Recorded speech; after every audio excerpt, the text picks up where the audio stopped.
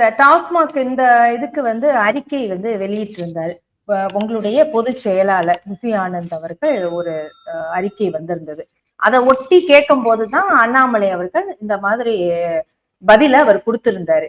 இப்போ இன்னைக்கு பாத்தீங்களா, நீதிமன்றத்துல, உயர் நீதிமன்றத்துல நிறைய கேள்விகளை கேட்டிருக்கிறாங்க நீதிபதிகள். எப்படி நீங்க முன் அறிவிப்பு எதுவுமே இல்லாம, தமிழ்நாடு அரசுக்கு எதுவுமே தெரிவிக்காம எப்படி நீங்க ஆய்வு நடத்துறீங்க, இங்க சோதனை நடத்துனீங்கன்னு இடிக்கு நிறைய கேட்டிருக்கிறாங்க.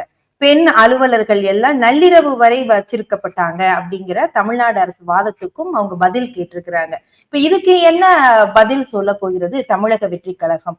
அப்ப திமுகவை எதிர்க்கணுங்கிறதுக்காக ஒரு அறிக்கை கொடுக்குறீங்க, அது எல்லாமே மேம்போக்கா இருக்குங்கிற பார்வையில தானே இவ்வளவு விமர்சனங்களும் வருது. எல்லாத்தையும் இப்ப மேலோட்டமா கிரிட்டிசைஸ் பண்றோம்னு சொன்ன மாதிரி இருந்தா, மகளிர் தினத்துக்கு எங்க தலைவர் அவர்கள் வெளியிட்ட விஷயம் டிப்பிக்கலா அவங்க ஆளும் அரச டினோட் பண்ணி தானே இருந்தது. சோ இவங்களை மறைமுகமா தாக்குறோம், பயம் அப்படிங்கிற விஷயங்கள் எதுவுமே இல்ல. சட்ட ரீதியா ஒரு விஷயத்த கையாளணும், லீகலா மக்களோட குரல்ல லீகலா ப்ரொசீட் பண்ணும், ப்ராப்பரான வேலை ப்ரொசீட் பண்ணும் அப்படிங்கறதான் தலைவர் எங்களுக்கு வலியுறுத்துற விஷயம்.